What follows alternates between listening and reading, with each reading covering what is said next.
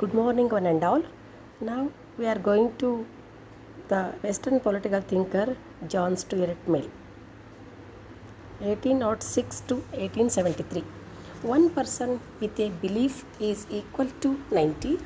9 have only interests. John Stuart Mill was born in London on May 20, 1806, and was the eldest son of James Mill. He was educated entirely by his father, James Mill, and was deliberately shielded from association with other boys of his age. From his earliest years, he was subjected to a rigid system of intellectual discipline. As a result of this system, according to his own account, he believed that gave him an advantage of a quarter of a century over his contemporaries.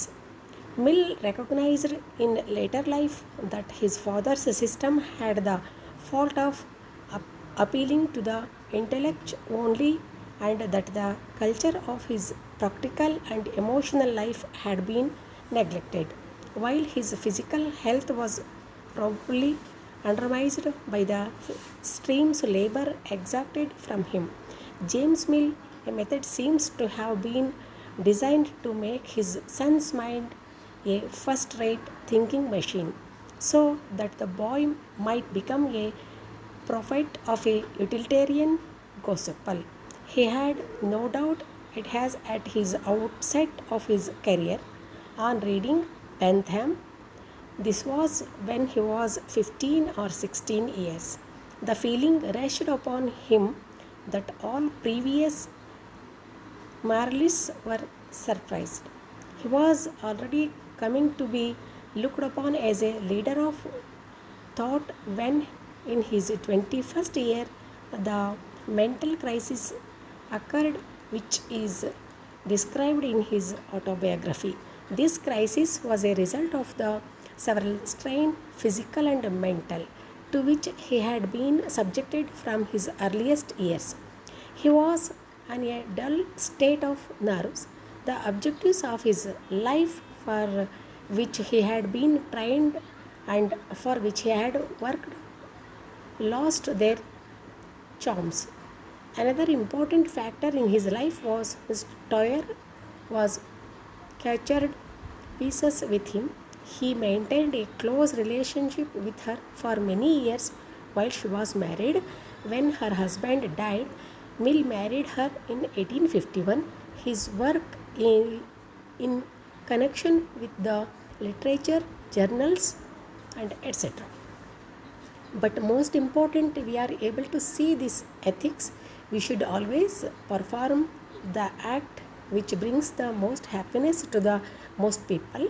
The only freedom which deserves the name is that of pursuing our own good in our own way, so long as we do not attempt to deprive others of theirs or impede their efforts to obtain it.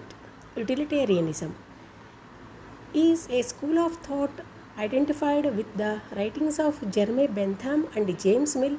It advocates the principles and goal of the greatest happiness of the greatest number.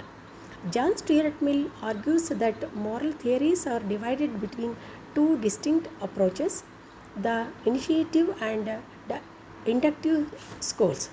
Mill defines happiness to be both intellectual and sensual pleasures. He feels that we should appeal directly to the principle of utility itself only when faced with a moral between two secondary principles. Mill discusses our motivations to abide by the utilitarian standard of morality. For Mill, this feeling of duty consists of an sympathy, religious feelings, childhood recollections, and self worth. Mill's proof for the principles of utility notes that no fundamental principles is capable of a direct proof. A critic might argue that besides happiness, there or other things such as virtue, love of money, power, and fame. Critics of utilitarianism argues that unlike the utilitarianism, morality is not based on consequences of actions. First, he argues that social utility governs almost all elements in the nation of justice. Violation of rights is also derived from utility, as rights are claim that one has on society to protect us.